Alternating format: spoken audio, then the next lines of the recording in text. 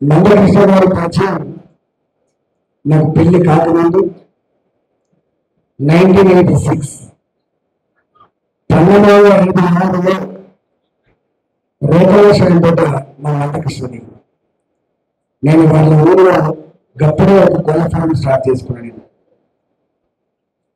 మా దగ్గరికి వచ్చిన నందకృష్ణ గారు మా పురుషోత్తమ వారికి ఆనాడు అన్నంతరం కాబట్టి మేమిద్దరం అక్కడ 1986 పరిచయం. నేను 60 ఏళ్ళు మాత్రమే అక్కడ ఉన్న తర్వాత షిఫ్ట్ అయిపోయాను. ఆ తదుపరి మంది పరిచయం ఇప్పటికీ గుర్తు.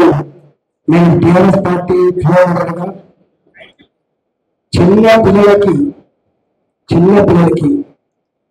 గుండెలో హోళీ అయితే చనిపోతున్నారు. సామాన్యులకు వైద్యం అక్కడుంటే చేయించుకోలేక చచ్చిపోతున్నారు. ఇంత దుర్మార్గంగా వ్యవస్థలని చెప్పి మొట్టమొదటిసారిగా ట్యాంక్ బండ మీద పెద్ద యుద్ధం చేసింది. అంబేద్కర్ ఆంధ్రప్రదేశ్ మీటింగ్ పెట్టినాం. ఆ రోజు చనిపోయిన అబ్బాయి మా నియోజకవర్గం శనిగరానికి సంబంధించినటువంటి బాబు. ఆ డెడ్ బాడీ ఆయన ఇద్దరు కలిసి తీసుకుపోయి అప్పటికి వాళ్ళు కాల్చిన కన్నీళ్ళు వారి వేదార్థం చేసుకున్న వాళ్ళు దీనికి ఒక పరిష్కారం చెప్పాలని చెప్పి మొట్టమొదటిసారిగా పోరాటం చేస్తే ఆ పోరాటానికి స్పందించిన ఆనాటి ప్రభుత్వం ఇలా ఆరోగ్యశ్రీ పథకానికి నాంది కల్పించింది ఈ ప్రభుత్వం. ఇవాళ ఏ స్కీమ్ మనం అనుభవించగా ఆ స్కీములలో మెజారిటీ అందులో సామాన్య ప్రజానికి సంబంధించిన స్కీమ్ అన్ని కూడా పోరాట ద్వారా వచ్చిన తప్ప వట్టి ఏదో ప్రేమతో వచ్చినప్పుడు రాయితీలు కానీ ప్రేమతో పరిశీలించిన సమస్యలు మాత్రం కాదు. ఇదే పింఛన్ల గురించి ఉప్పల్ దగ్గర లక్షలాది మందితో పెట్టినాను. నాకు తెలిసి అంత పెద్ద హ్యాండిక్యాప్ విషయాలు కానీ పేదల పెన్షన్ విషయంలో లక్షలాది మందితో ఒక సమావేశం నిర్వహించినటువంటి ఆనాటి చరిత్ర తెలంగాణ ఉద్యమంలో అయితే వ్యక్తిగా ఇవాళ నందకృష్ణకి ఆ కీర్తి దక్కింది. ఇవాళ ఒక జాతి ఒకే సమస్య మీద 30 ఏళ్ళు కొంతమంది సస్టైన్ చేయడం ఎంత కష్టమో నేను 15 ఏళ్ళు నాకు తెలుసు. మాలాంటి వాళ్ళని ఇంత పెద్ద విషయాన్ని అప్పుడప్పుడు యాస వచ్చినప్పుడు ఇంకేమవుతుందని చెప్పి ఎన్నపడప్పుడు మేము దాన్ని అనుభవించున్నాం. కాబట్టి అంటే ఒక గొప్ప వైద్యులని 14 సంవత్సరాలు సస్టైన్ చేయడానికి మేము పడ్డ పాటలేదో తెలుసు.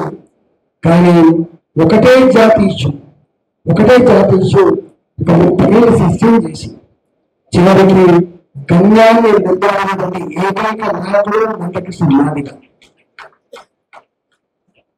కృష్ణరెడ్డి గారు కేంద్ర ప్రభుత్వానికి తన బాధలన్నీ చెప్పించే ఒక వేదిక కల్పించినప్పుడు అందరూ స్పందించరు. కానీ స్పందించిన మహనీయుడు నరేంద్ర మోడీ గారు. ఒక జాతి ఈ దేశానికి సంపద సృష్టించడానికి అణచివేత పోయే జాతి ఇప్పుడు కూడా చిత్రీకరిస్తున్నటువంటి ఈ సమాజంలో గలాంటి జాతిని ఐక్యం చేసి ఉద్యమాలు చేస్తే ఇంత పెద్ద ఉద్యమాన్ని ఆ జాతిని పట్టించుకోకపోవడం నేరమైతే చెప్పి భావించి ఇవాళ తానే స్వయంగా ఆ అంశం మీద మాట్లాడి దానికి పరిష్కారం చూపడమే కాకుండా తాను ఎలిపిస్ చేయడానికి వచ్చి దీని పరిష్కారాన్ని చెప్పే బాధ్యత నేను చేస్తానని చెప్పి అభినందించి ఆయన అక్కడ చేసుకుని ధైర్యాన్ని ఇచ్చినట్టు మహానాయకుడు నరేంద్ర మోడీ గారు. ఆ రోజు ఆయన భావోద్వేగంతో ఆయన కళకి నేను రానప్పుడు అనిపించింది. ఆకలి అనుభవించిన బిడ్డ, దుఃఖాన్ని అనుభవించిన బిడ్డ, పేదరికం అంటే తెలిసిన బిడ్డ, ఒక ముఖ్యమంత్రి అవుతారా, ఒక ప్రధానమంత్రి అవుతారా, ఎట్లా ఉంటుందో చదువు చూపించినటువంటి సందర్భం వారిని అక్కడ తెచ్చుకొని వారి కళలు వెళ్ళినప్పుడు మా అందరి కళ్ళు చెమ్మరింది, మా అందరి కళ్ళు చెమ్మరింది. ఆ తదుపరి ఆశయం నెరవేరింది. అంత పెద్ద ఉద్యమైనటువంటి వారికి పద్మశ్రీ ఇచ్చి ఇలా కేంద్ర ప్రభుత్వం నరేంద్ర మోడీ గారి నాయకత్వం కేంద్ర ప్రభుత్వం వారికి గౌరవించడం, ఇలా ఈ జాతికి తగ్గిన గౌరవంగా భావించాల్సింది. నేను మందకృష్ణ గారు తన ఆశయం నెరవేరింది కాబట్టి ఓ రాజ్యసభకు లేకపోతే ఇంకా పదవి అలంకరిస్తాను. కానీ నాతో ఒకటే గిరి అవసరాలు గిరి పాలన కాపాడంటే కాదు, ఇంకా అనేక సమస్యలతో సఫలపడుతున్న పేద వర్గాల ప్రజలకు అండగా ఉండే కర్తవ్యం అన్ని విషయాలను కూడా ప్రతిపక్షం కోట్లలో పెట్టుకోవాలి. ఇంకా కీలకంగా ఇలా ప్రభుత్వాలు పెంచాలంటే నాలాంటి వారికి ఇట్లా ఉండాలని చెప్పి నన్ను ముందు ఇచ్చిన హామీల మీద ఏ కళ్ళు లేని వాళ్ళు కావచ్చు, కాళ్ళు లేని వాళ్ళు కావచ్చు, ఈ పెన్షన్స్ వచ్చినప్పుడు ఇచ్చిన హామీ అమలు కోసం మళ్ళీ కొట్టాలని చెప్పి మళ్ళీ పెన్షన్ మీద ఉద్యోగానికి శ్రీకారం చుట్టుకున్న నాకు మందకృష్ణ గారు మాత్రమే. కొంతమంది మాత్రమే తన కోసం జీవించలేడు. ఈగ కన్నా ఈగనగా వాడు మనిషి సంఘజీవి. మనిషి తన కోసం మాత్రమే కాకుండా ఇతరుల కోసం జీవించడంలో హిమాలయాల కన్నా గొప్పవాడని చెప్పారు. ఇలా ఒక మందకృష్ణ పేదరికంలో నుంచి నాకు ఆయన పేదరికంలో చాలా సంపూర్ణ తెలుసు. ఆయన ఎట్లా కూలి చేసి బతికిందో, ఎట్లా కుటుంబాన్ని పోషించిందో ఆయన ఏ పాత్ర కళ చూసినాడు. కాబట్టి నేను 1986 నా వయసు 25 సంవత్సరాలు మాత్రమే.